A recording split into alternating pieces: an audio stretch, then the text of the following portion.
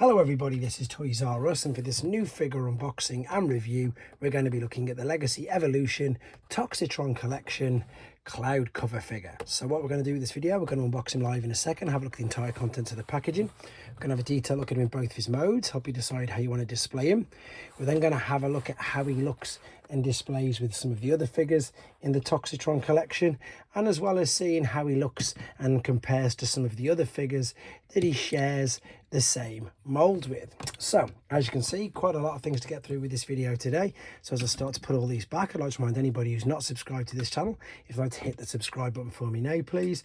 And also I need to thank In Demand Toys in the UK, because that's who I purchased this from, and as you can see they got him out to me nice and quickly and safely.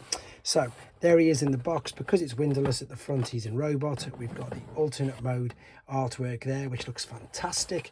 Then on the side, let's see if we can fit all this in, we've got the full length figure there, and then on the corner piece we've got the head and the bust. Now on this particular side we've got a completely new jazzed up version of the artwork. Now the other box obviously is a different size, so the scaling is slightly out, but that gives you an idea of, I suppose, exactly that, just how they've, I suppose, made it look much better, to be honest. I'm really impressed with how that looks.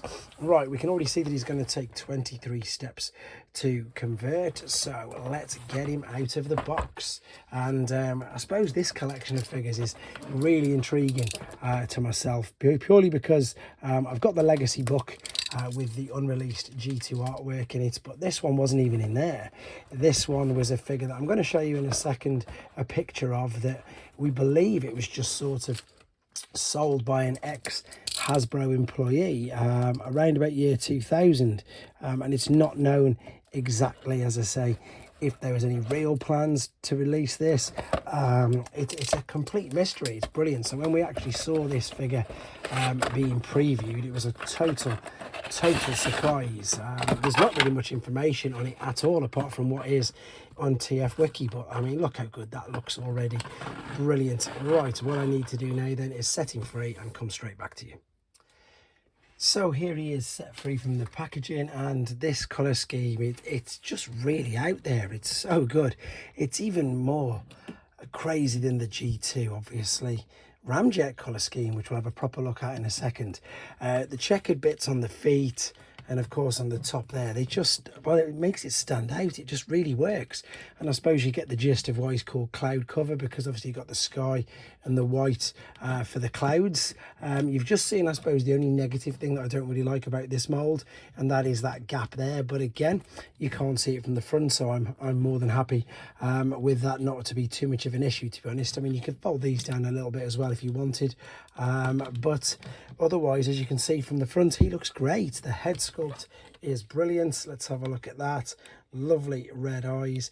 Of course, he's a cone head as well, and this is of course a faux cone, because the main front nose cone is much bigger. It does have articulation on it. It will spin around like that. It will look up and down as well, which is brilliant. The shoulders, of course, all the way around out to the side. There's a swivel underneath. There's a bicep flexion. There's pretty much a double bicep flexion as well, because you can fold the wrist over with it, but that is mainly due to transformation process.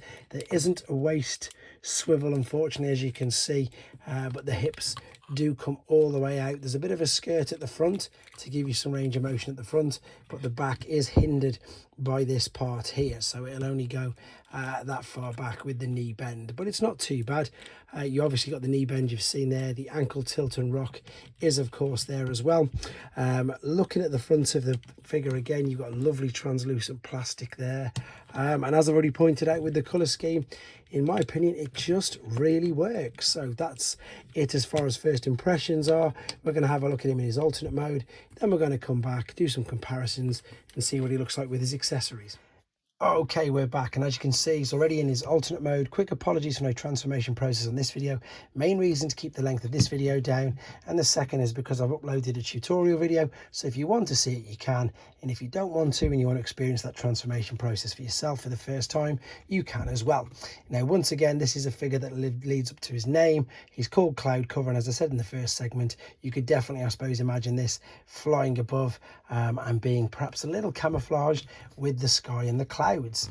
You can really see the good translucent plastic there at the front. It really works. The molding detail on the front there as well. The Decepticon logos, of course, if you're unfamiliar with what these are, that is the G2 Decepticon logo.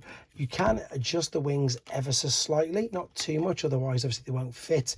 The big negative in my opinion with this is there's no landing gear. But from the outside and from that side there, it doesn't look too bad.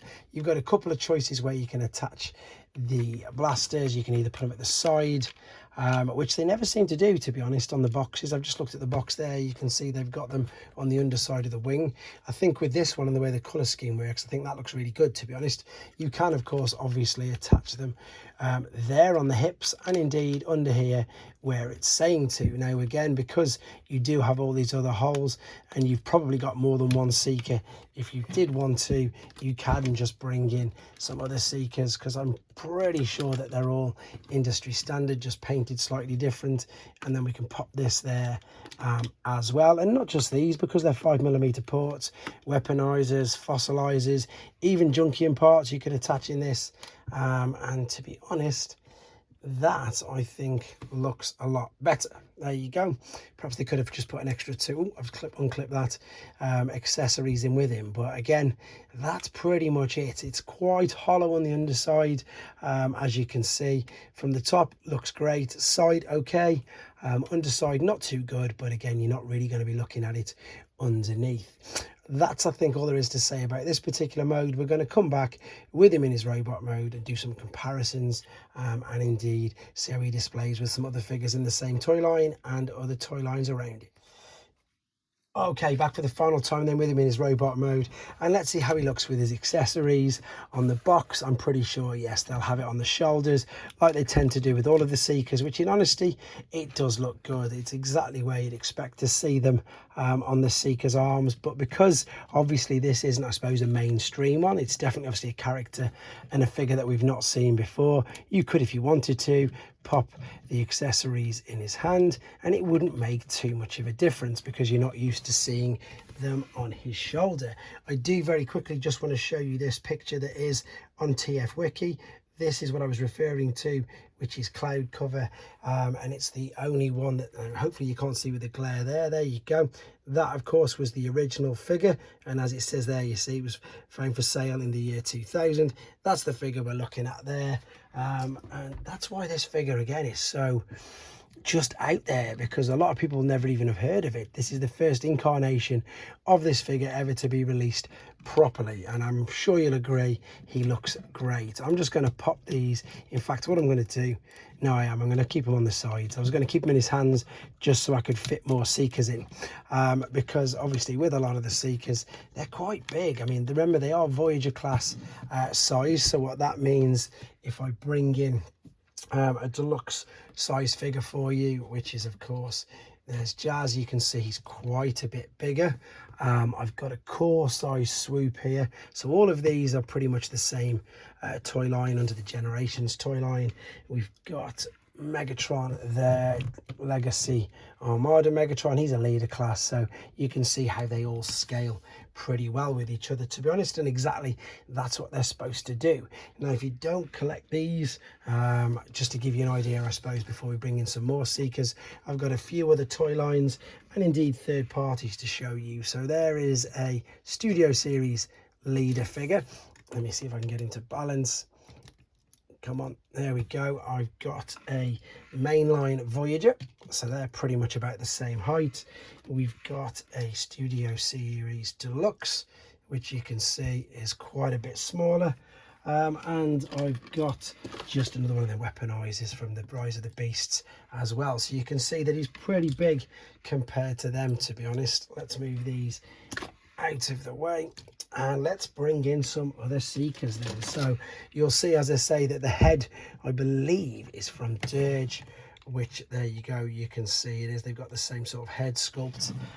This, thankfully, was reissued, obviously, under the Legacy Evolution, because I didn't have the twin pack.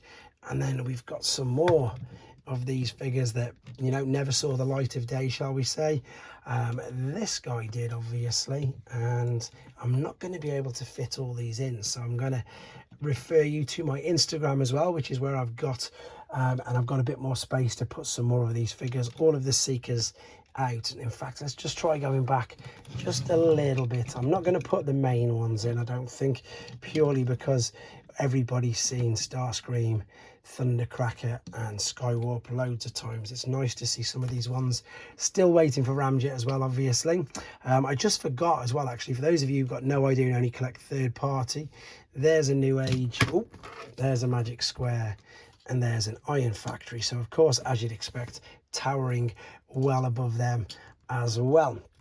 Right, I think that's pretty much it, to be honest. There's not much more to show you, with the fact obviously we're completely accustomed to this mold.